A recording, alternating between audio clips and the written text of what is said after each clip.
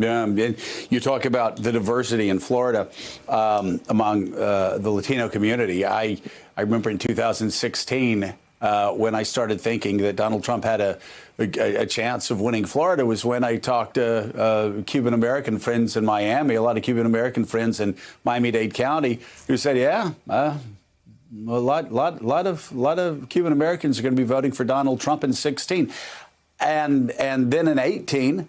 Near the end of the election, I made calls down to Miami-Dade and heard that a lot of Cuban Americans were going to be voting for Ron DeSantis and Rick Scott for governor and senator, respectively. And I was like, oh, wow, really? OK, well, and sure enough, you look at the results there, and that certainly had an impact. It's interesting, in 2020, I'm hearing regarding Donald Trump, not so much. So at least from my friends in Miami-Dade. So we'll see how that goes. And, you know, Willie, we mentioned that Donald Trump's attempt to paint Biden as a racist, that he was doing that off the latest comments.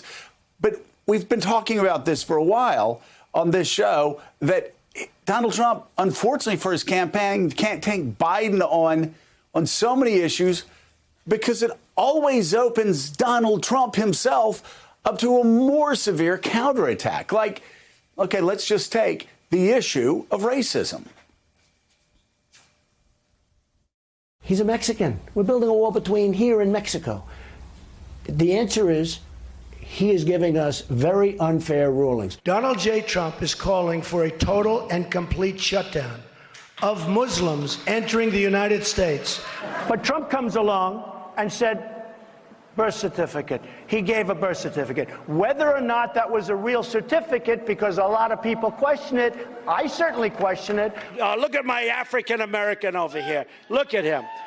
Are you the greatest? I don't know anything about David Duke, okay? I don't know anything about what you're even talking about with white supremacy or white supremacists. You wouldn't want me to condemn a group that I know nothing about. You also had people that were very fine people on both sides. The president using an expletive to describe Africa and Haiti. President Trump accused of reaching a new low, telling a group of progressive Democratic congresswomen to, quote, go back and help fix the totally broken and crime-infested places from which they came. Or, of course, we have, and we're going to get to all of this, we also have Donald Trump's attempt to say Joe Biden doesn't have the mental abilities to be president. I say he's not competent to be president. To be president, you have to be sharp and tough and so many other things. He doesn't even come out of his basement. Defeat the coronavirus, surgical gowns. We have no contingency plan. Administer convalescent plasma and cefahide. So that's 1,870,000 million tests. To use the Defense Production Act and the Defense Production Act, hydroxychloroquine and hydroxychloroquine. Remdesivir. I thank them for their unwavering devotion, immense pride, and the selflessness. The bravery of our truck drivers transfusing it into six patients very, very, very powerfully. So sick patients. I am confident that by counting and continuing, taking action to suspend the internet made it so big. I'll show you some of the latest, just the data to the highest level of activists. I mean, if you take a look at Pernod Ricard, since 1917, which was the Spanish flu, 1917, the pandemic, like nobody's seen since 1917. Of course, Donald Trump, of course, saying that Joe Biden was too close to China. Joe Biden's policies put China first and America last. Joe Biden's entire career has been a gift to the Chinese Communist Party and to the calamity of errors that they've made. They made so many errors. Do you trust that we're going to know everything we need to know from China? I do. I have a great relationship with President Xi. We just signed probably the biggest deal ever made. I just spoke to President Xi last night, and we're working on the problem, the virus. It's a very tough situation, but I think he's going to handle it. I think he's handled it really well. If you can count on the reports coming out of China, that spread has gone down quite a bit. The infection seems to have come down over the last 2 days. As opposed to getting larger, it's actually gotten smaller. China seems to be making tremendous progress. Their numbers are way down. Yeah, and of course, on January 24th, he tweeted that the American people were grateful to President Xi for being so transparent and doing such a good job on the coronavirus. Here's another one. On Monday, Trump's new campaign manager urged voters to judge the presidential candidates by the company they keep. I think you need to judge Joe Biden by the people he's surrounding himself with. At every step of this campaign, at every mile marker of this campaign, he is kowtowed to the radical left of his party. I think we're about to see the same when he chooses his next vice presidential nominee. He is a empty vessel of the radical left. It's how he won the nomination in the first place, and it's extremely concerning that he is a pawn of the radical fringe of his party, of the AOC wing of the party. Someone who was a member of the Trump administration's inner circle takes a stunning fall, pleading guilty in a Washington courtroom. Former National Security Advisor Michael Flynn today admitting he lied to the FBI about his phone conversations with the Russian ambassador. George Papadopoulos admitted to lying to the FBI in its investigation of Russian interference in the 2016 election. Special counsel Robert Mueller has obtained another guilty plea, this one from former Trump deputy campaign chairman Rick Gates. What the conservative Drudge Report described as Trump Hell Hour. His 2016 campaign chief, Paul Manafort, convicted by the jury on 8 counts at almost the exact same time that Trump's former lawyer, Michael Cohen, entered a guilty plea to 8 counts. So what does it say about Donald Trump that we have to take a break from talking about his impeachment and Rudy's criminal investigation at SDNY to tell you about another one of his associates and friends being convicted of felonies in federal court? Republican operator, Republican dirty trickster, Donald Trump's longest-serving political counselor, Roger Stone, found guilty today on all 7 counts brought against him. Yeah, judge the people he's surrounding himself with. Indeed, I agree, Bill. Americans should. And this from yesterday, Donald Trump attacking Joe Biden's faith in God. He's following the radical left agenda. Take away your guns, destroy your Second Amendment, no religion, no anything, hurt the Bible, hurt God. He's against God, he's against guns, he's against energy, our kind of energy. Hurt the Bible, hurt God. As Stuart Stevens said, his money's on God. But anyway, here's a reminder, by the way, of Donald Trump's own musings on faith. Have you ever asked God for forgiveness?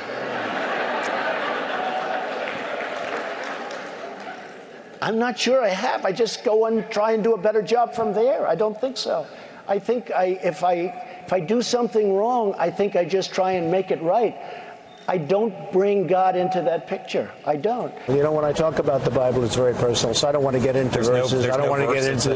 There's no verse that means a lot to you that you think about or cite? The Bible means a lot to me, but I don't want to get into specifics. I hear this is a major theme right here, but 2 Corinthians, right? 2 Corinthians 3:17, that's the whole ball game. When you hold up a Bible, and nobody loves the Bible more than I do, when you hold up a Bible, you don't then put it down and go around lying and doing a lot of things that are wrong.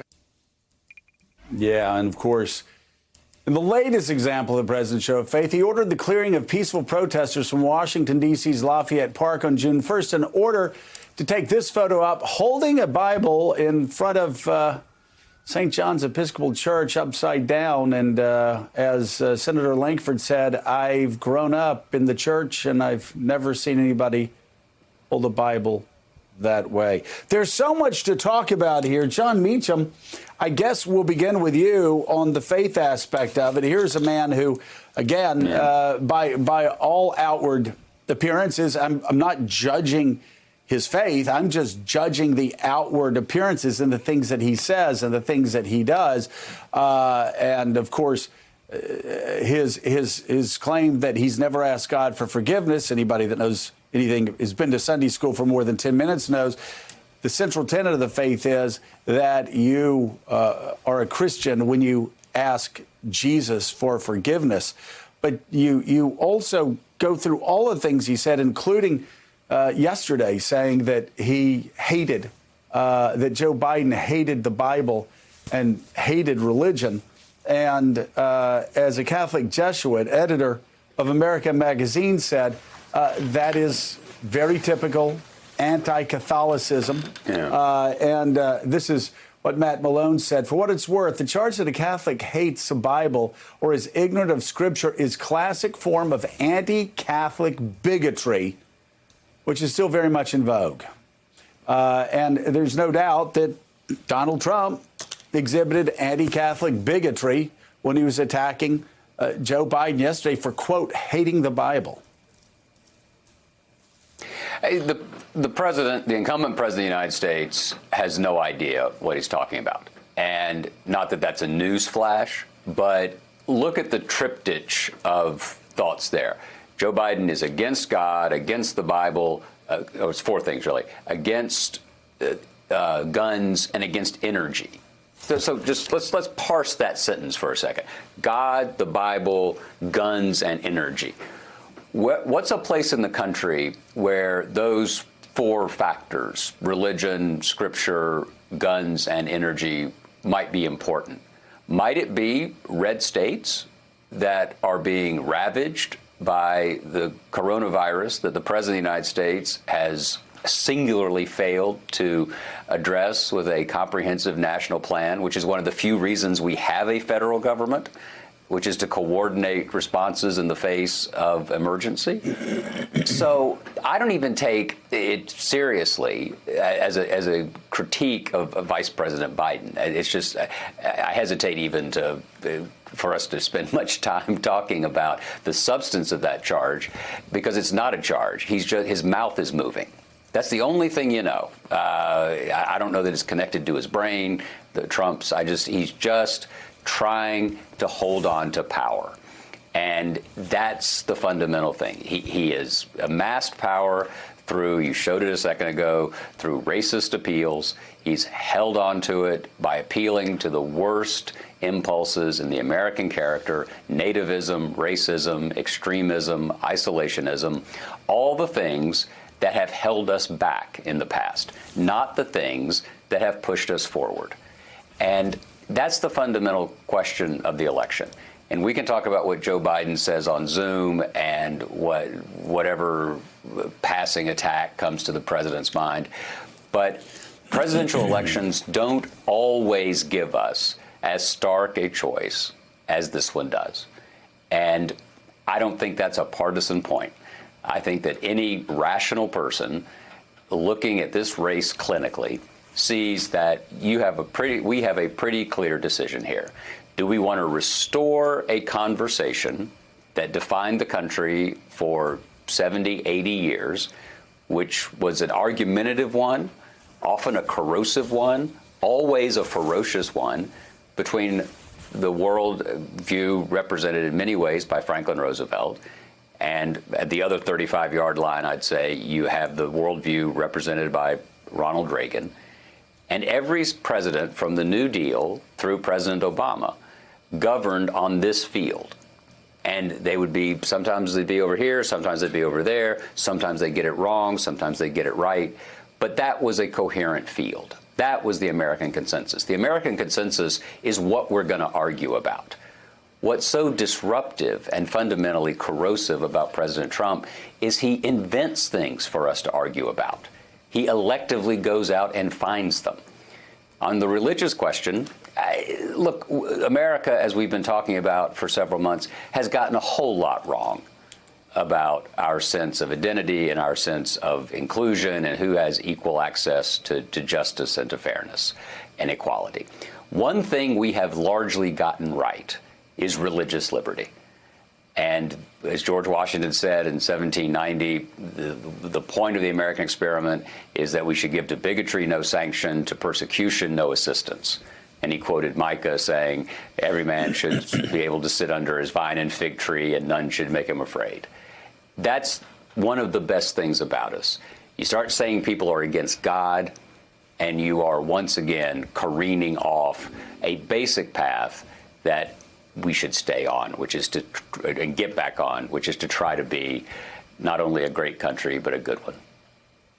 Yeah,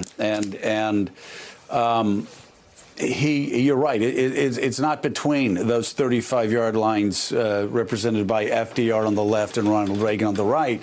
He's doing, and I'll bring up Anne Applebaum's book again, and so tell everybody that if they want to understand what's going on in America, they should read Anne's book.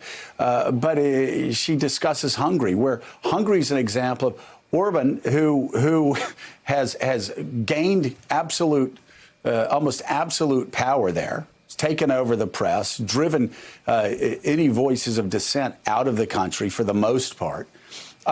He does so by creating conspiracy theories about George Soros and invading Muslim hordes. Of course, there are no invading Muslim hordes in Hungary. It is a complete fabrication. It is a set of alternative facts.